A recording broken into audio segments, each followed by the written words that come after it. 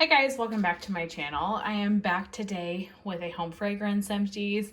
I have quite a bit of stuff here. We are full into fall mode in this house. All the decorations are up. I'm still on a hunt for pumpkins. For whatever reason, I cannot find pumpkins for the outside, but I'll keep on that hunt. But I have quite a bit of wax.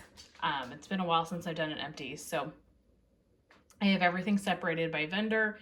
So we're going to proceed that way. I'm going to start with Bath & Body Works. I just have one candle I finished in autumn. This is a candle that I usually burn like one a year, every September, October. It's not one that I feel like I have to have, but it's one I do really enjoy. The notes are bright red gala apple, juicy fig, eucalyptus leaf, and fir balsam. This is so good. It is such a nice outdoorsy apple scent. It's not one that I feel like I need tons and tons of, but it's definitely one that I will continue purchasing like one a year. The next items that I have are just some one-offs from different vendors. So I only finished one item per vendor here. So for Scentsy, I finished one of Jack's Obsession. I have multiple bars of this. I really love this. This is just the best, just basic apple cider scent in my opinion. There's no spice to it. It's just a bright, fruity apple cider. I melt this every September. Have more of those, but I would repurchase that. Also from the Candle Daddy, I finished this pumpkin spice clam. I did get this for free from the Candle Daddy, but you guys, I loved this. I melted this on the first day of fall, which was, I guess, just this past Thursday. This was so good. This was the best pumpkin spice. Like, it wasn't too spicy. It was just, it smelled just like that pumpkin pie seasoning that you can buy this time of year. I adored this. This was so good. One from the Melted Mousse. I finished a little scent shot in Mousse Lodge. So this was apple cider, caramel, maple, and vanilla, or warm vanilla, I'm sorry. This was nice as well. Just like a nice caramel apple scent. Really rich and creamy. Very like Cider Lane reminiscent. A sample from Super Tarts and Banca. I know this is a new scent to them. Probably in the last month or two. I'd have to look on their Facebook. I melted this in my bathroom. I didn't really get too much from it, but I think it's supposed to be like a tobacco pipe smoke type scent. I could be totally wrong. I'm just going off of what I think I remember. And yeah, I just didn't get much from this, so not something I would probably purchase. And then from Rose Girls, this is not fall, but we had a couple of days here in September where it was like 95 degrees. So kind of hopefully that last like heat wave that came through for the summer.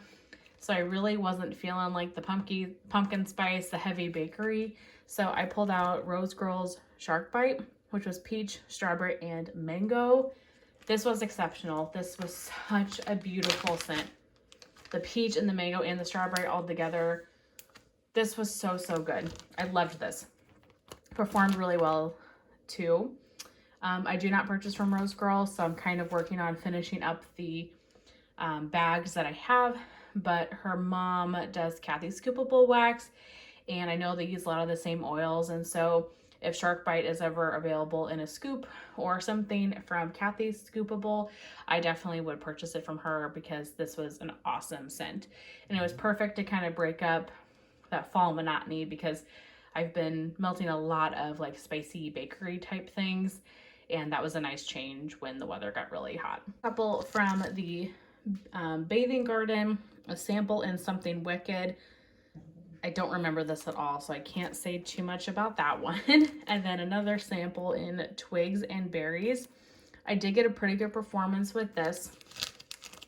It was a very like outdoorsy wood berry type scent.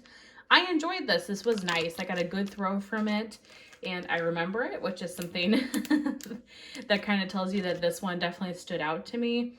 I would potentially get a clam of this, but it's not something that I'm like dying to get, but I did like it.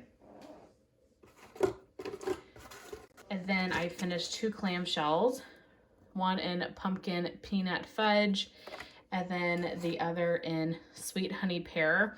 So both of these, in my opinions, are kind of supposed to be dupes for other things. So this one, for me, the sweet honey pear was really reminiscent of honey pear cider from Scentsy, which is one of my favorites. I don't know why they don't bring that one back. It was fine. It was like a medium throw. And I believe this is supposed to be pumpkin peanut brittle from Bath & Body Works. I've said it before, so I don't want to be a broken record here, but I've just found that I'm not overly impressed with the Bathing Garden. Everything is a very light to maybe medium throw for me. The clamshells are beautiful, but to be honest, I don't really want all the glitter because it's just kind of a mess to clean up. I think her labels and everything, it's beautiful. I love her business. I love the samples that she gets, so there's no hate here by any means. But I just don't get the performance that I want to get from the Bathing Garden. So I have some favorites like Faded Opulence. I love that one. This Twig and Berries was really nice. There have been scents in the past that I have enjoyed, but I just don't think it's a vendor that I just have to buy from. Next, I have a couple of clamshells from Walmart. These are both really old. The first is Better Homes and Gardens Birchwood Bonfire. This is just like a nice smoky woody scent. I would get it again as like a mixer, but I don't think it's something I need on its own per se.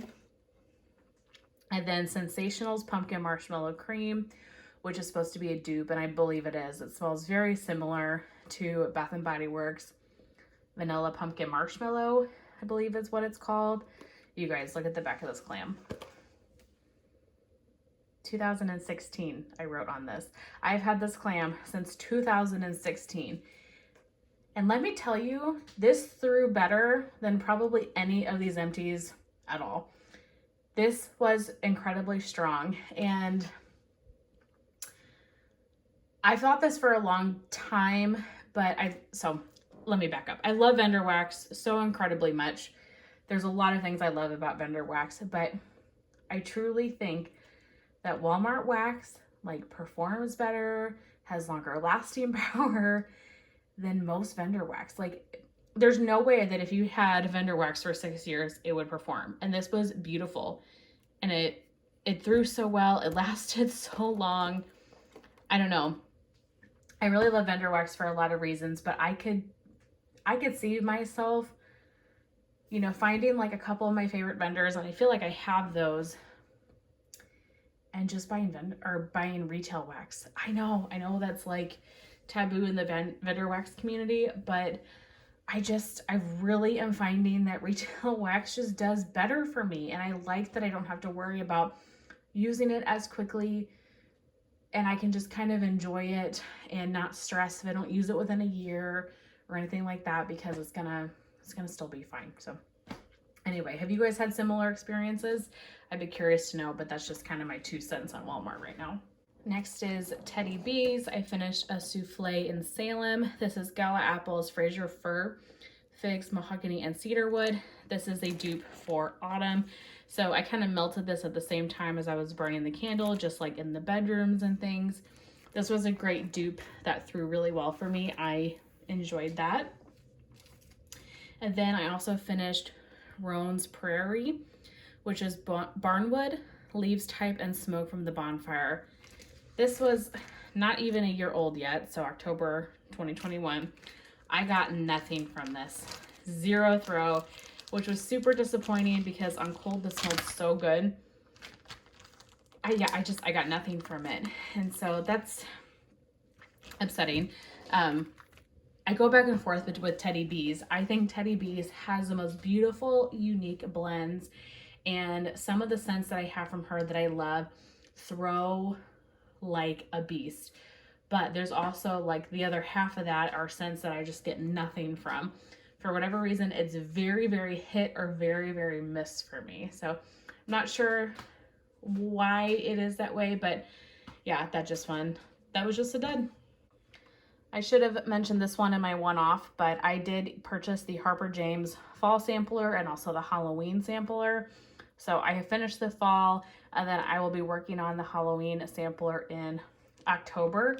She does this so interesting where she's got this big clamshell, and then she's got the scent list on the one side there to tell you like what the scents are. Let's see. So this was all the fall things: apple cider donut, autumn brew, autumn brunch, fall farmhouse, happy birthday pumpkin, harvest moon, morning pumpkin, salty pumpkin, and smoked and stirred. Out of all of those, the only one that really comes to my mind as one that I just really enjoyed and loved was apple cider donut. I thought that one was beautiful. The rest of them I remember enjoying, but none of the rest of them stood out to me. So I'll have to try the Halloween one and see kind of what I think about that too. But everything performed well. I don't know, nothing really was super unique or stood out to me. A couple from Sassy Girl Aroma. This is Fireside Embers, which is birch, cedar, and sandalwood blends with leather and creamy musk to create the smell of a cozy fire. This one I purchased in February of this last year. I got 0 throw from this, nothing. So that one was a bummer. And this one, Raking the Leaves. This is sweet leaf greens, fresh pine, dewy spice florals, earthy musk, cool mint, fruits, oak moss, and vanilla bean Noel. I've had this one in the past and I loved it, and I loved it this time around as well. The notes don't make a ton of sense to me. Basically, to me, what this is a mixture of leaves and sweater weather put together. I love this scent. It is beautiful. Such a beautiful scent. This probably only lasted like 6 hours for me though. So I wish it would have lasted a little bit longer, but that's okay. I have leaves candles, leaves wax, and sweater weather candles. And so I think I can make that scent on my own, whether it's I'm like burning in sweater weather, but I have leaves in the warmers or things like that. I would definitely get that again though, whenever it comes up. Next is K's. So last December or January or so, I made a lot of customs. I'll link that video above. I made like 15 to 20. I can't remember exactly how many, but a ton of customs. And I had so much fun making them, and I really thought through things in my life and names and scent notes and everything. And I came up with a couple of like Halloween related ones. Fall's, my favorite season. I love Halloween. I love scary movies. And so I kind of wanted to come up with some melts around kind of that vibe. And so I got through 4 of the customs. I'm going to go through each one, but let me just say in general, Kay's, when I buy a clamshell or whatever, just from her standard site, always have great performance. Could not recommend that more.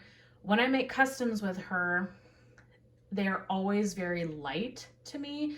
I feel like I don't get a very strong performance out of any of them. And so I don't think I'm going to be making customs with K's anymore. If anything, I will just buy some of the clams in the scents that I like and do my own mixing, because I think I'm going to get a better performance. I don't know if it's something to do with her oil to wax ratio or what, but for whatever reason, customs for me are just very light to medium at best. So this one was Camp Crystal Lake, Pine Cones, Cozy Cabin, and Autumn Flannel. This one, out of all my customs, I remember this one being my favorite on cold. It was beautiful, a very nice pine cone, woodsy kind of outdoor scent. Favorite pine cone oil that I have discovered, though, is from Sassy Girl Aroma. I love that.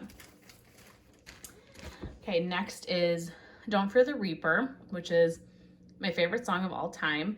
Oud Wood, Bonfire Bliss, and We Three Kings. We Three Kings, I can't remember, but there was like Blue Sugar, and this was like more of a masculine blend. This one was not my favorite. It was just okay to me.